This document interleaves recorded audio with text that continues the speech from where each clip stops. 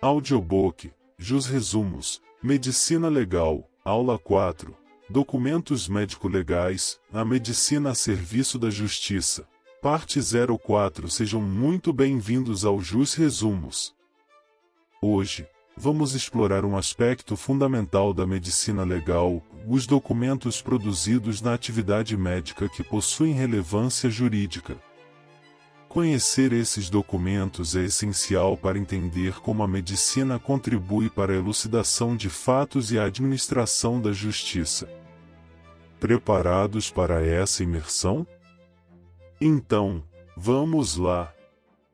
Qualquer documento gerado no exercício da medicina que possui importância para o âmbito jurídico é considerado um documento médico-legal. Vamos conhecer alguns dos principais. 1. Notificações. São comunicações compulsórias realizadas por médicos competentes às autoridades responsáveis sobre determinados fatos profissionais. Alguns exemplos incluem doenças infecto-contagiosas como Covid-19, sarampo, tuberculose e síndrome respiratória aguda grave, acidentes e doenças do trabalho, morte encefálica, e indícios ou confirmação de violência contra a mulher, conforme a Lei nº 13.931/19, que obriga o médico a notificar a autoridade policial em até 24 horas. Em relação ao uso de drogas ilícitas, é importante observar o artigo 16 da Lei de Drogas. O artigo 73 do Código de Ética Médica, 100, estabelece as situações em que o médico pode quebrar o sigilo profissional sem que essa conduta configure um ilícito, com consentimento por escrito do paciente. Por justa causa, motivo relevante. Por dever legal. O artigo 269 do Código Penal, que tipifica o crime de omissão de notificação de doença, exemplifica esse dever legal. Ademais, a recente Lei nº 14.289/22 reforça a obrigatoriedade de preservar o sigilo sobre a condição de pessoas vivendo com HIV, hepatites crônicas, HBV e HCV, hanseníase e tuberculose em diversos âmbitos, como serviços de saúde, estabelecimentos de ensino, locais de trabalho, administração pública, segurança pública, processos judiciais e mídia escrita e audiovisual. O parágrafo único do artigo 2º dessa lei detalha que a quebra desse sigilo só é permitida nos casos previstos em lei, por justa causa ou com autorização expressa do paciente ou de seu responsável legal, mediante termo de consentimento informado, observando-se a Lei Geral de Proteção de Dados, LGPD. É importante frisar que a notificação das patologias às autoridades sanitárias continua sendo obrigatória, mas a identificação do paciente não deve ser revelada a outras pessoas. O artigo 5º da mesma lei assegura o sigilo sobre a condição dessas pessoas em inquéritos e processos judiciais. O descumprimento dessas normas pode acarretar sanções previstas na LGPD e indenização civil. 2. Atestados certificados são documentos particulares que declaram de forma simples e verídica um fato médico e suas possíveis consequências, geralmente emitidos a pedido do paciente ou de seus responsáveis. Qualquer médico pode elaborá-los. Os atestados podem ser classificados de acordo com sua finalidade, administrativo, judiciário ou oficioso, e com seu conteúdo, idôneo, gracioso, imprudente ou falso. O atestado falso é aquele que configura crime doloso contra a fé pública, consciência do médico, conforme o artigo 302 do Código Penal, sendo considerado crime próprio quanto ao sujeito ativo e uma falsidade ideológica. Se o médico for funcionário público, a conduta configura o crime previsto no artigo 301 do CP, também doloso. Quem utiliza um atestado falso comete o crime de uso de documento falso. 3. Relatórios são descrições minuciosas de uma perícia médica, elaboradas para responder às solicitações da autoridade policial ou judiciária. Existem dois tipos principais: o laudo, redigido pelo perito após a conclusão da perícia, e o auto, onde as informações são ditadas ao escrivão de polícia durante a realização do exame, como em um exame de exumação. Os componentes de um relatório incluem um preâmbulo e a parte introdutória com a identificação do perito e das partes envolvidas, quesitos e as perguntas a serem respondidas, que podem ser obrigatórias, oficiais ou suplementares, formuladas pelas partes ou autoridades. Histórico ou comemorativo: a entrevista médico-legal, a anamnese, o relato do paciente, do periciando ou de seus familiares.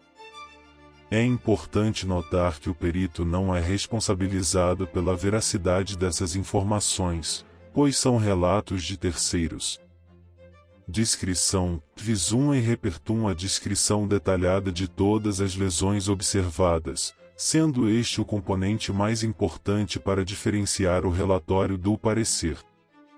Discussão: o debate, informações adicionais e discussões doutrinárias relevantes para o caso. Conclusão e a síntese diagnóstica da perícia. Resposta aos quesitos: das respostas objetivas a todas as perguntas formuladas. 4. Pareceres. O parecer médico-legal é elaborado quando surgem divergências na interpretação dos achados de uma perícia anterior. Nesses casos, solicita-se um esclarecimento mais aprofundado. Higino de Carvalho Hércules o define como uma consulta médico-legal que a autoridade pode solicitar quando tem dúvidas sobre uma perícia prévia, nomeando um perito parecerista para tal fim. Como o perito parecerista realiza a perícia de forma indireta, em um momento processual posterior e sem contato direto com os vestígios, a descrição não faz parte deste documento.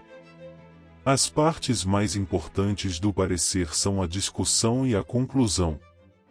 O Código de Processo Penal, no artigo 159, 5 graus, inciso 2º, também utiliza o termo parecer para se referir ao documento emitido pelo assistente técnico.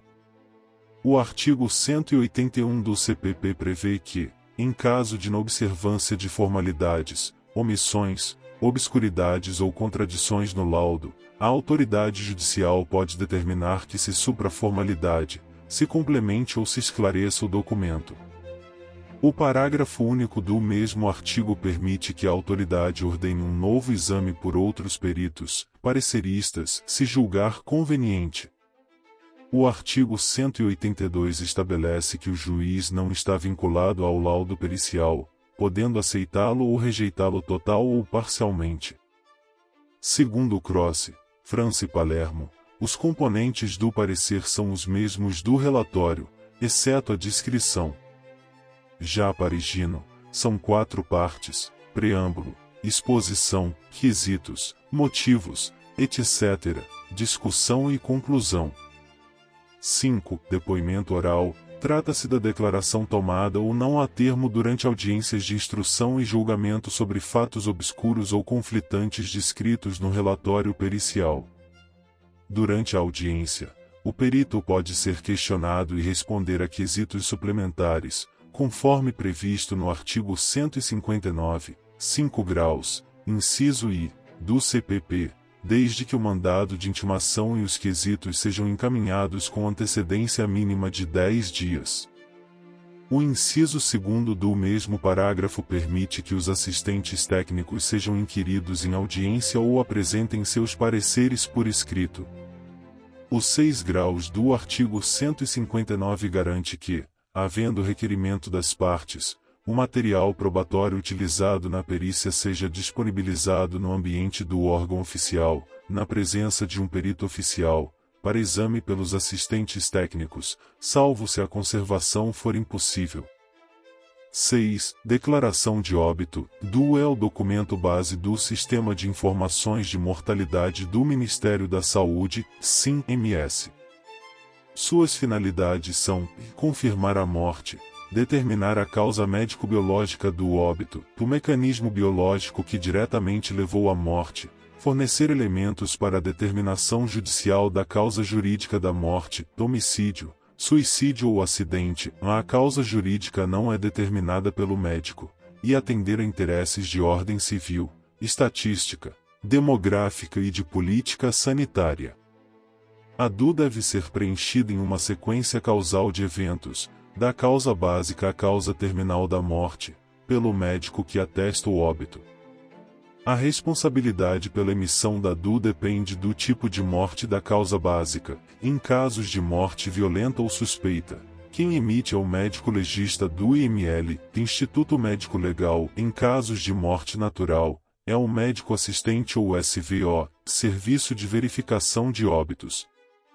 Vimos hoje a diversidade e a importância dos documentos médico-legais, desde as notificações compulsórias até a essencial declaração de óbito.